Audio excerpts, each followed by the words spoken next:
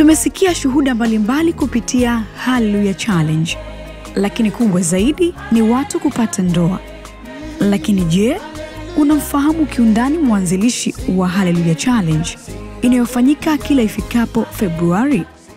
Shalom.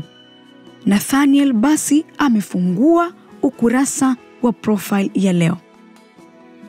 Nathaniel Bassey ni mchungaji, mtunzi na mwimbaji wa nyimbo za Injili.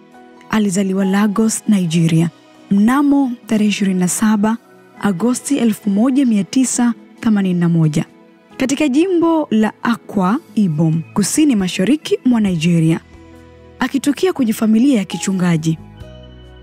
Joshua Bassey ndiyo baba yake.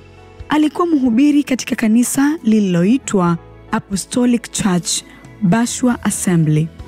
Nathaniel Bassey ana elimu ya uhusiano wa kimataifa na siasa katika chuo kikuu cha Lagos kabla ya kuhamia London kuongeza elimu yake. Alisoma muziki katika chuo kikuu cha Midlands huko Uingereza na kupata astashahada ya muziki. Lakini kabla ya kusoma muziki chuoni hapo, alianza kujifunza muziki kanisani alipokuwa akihudumu kama mpiga vyombo, na alipiga tarumbeta kwa muda wa miaka 2. Na kadri muda ulivyosonga, ndivyo alivyozidi kuwa bora zaidi kwenye muziki. Alikuwa kiongozi wa bendi iliyoitwa Rhodes Orchestra. Ilipotimu mwaka 2004, Bassey alishiriki katika albamu iliyoitwa New Jazz Stew Project Revelation pamoja na wasanii wakuu wa jazi kama vile Wal Oni na Nyinka Devi. Albamu yake ya kwanza iliitwa Elohim, iliyotoka mwaka 2008. Imetajwa kuwa bora, ikipata heshima kupitia wimbo unaoitwa Someone is Knocking the Door, yani mtu anabisha mlango. Siku moja tu ilitosha kubadili maisha yake ya muziki na kupiga tarumbeta hadi kujulikana nje ya mipaka ya Nigeria. Siku ambayo kulikuwa na tamasha ambalo ilihudhuriwa na Stella Obasanjo, mke wa marehemu wa rais wa zamani wa Nigeria.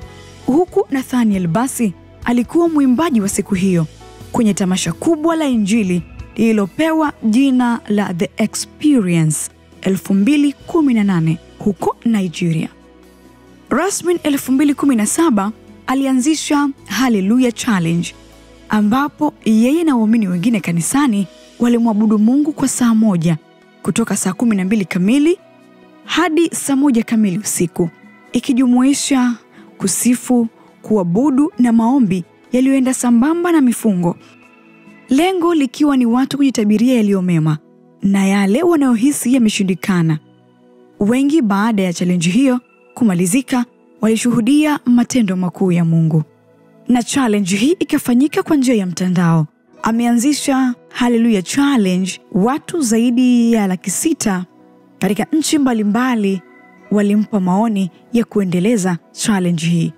Na Hallelujah Challenge ikafanyika tena 2020 kuanzia Februari 4, alafu ikafanyika tena 2021, ikafanyika Februari 1 hadi Februari 21. Ikafanyika tena 2025 kuanzia Februari 10 hadi Machi 1. Mafanikio ya mchungaji Nathaniel Bassey mwenye umri wa miaka 43 sasa ni pamoja na kuwa baba wa watoto wake, lakini kuwa mume wa Sarah Bassey. Sambamba na hayo, alipata tuzo ikiwemo tuzo za muziki bora wa Injili 2019 kupitia ule wimbo ulioitwa Imela, tuzo ya Crystal Gospel 2019 huko nchini Nigeria kwa mchango wake bora katika muziki wa Injili, msanii bora wa muziki wa Injili wa mwaka katika tuzo za City People 2017, huku wimbo wa Yahweh Thabao 2023 umekuwa wimbo pendwa wa kuabudu. Je, una testimony gani kupitia Hallelujah Challenge ya Nathaniel Bassey? Jina langu ni Caroline Francis.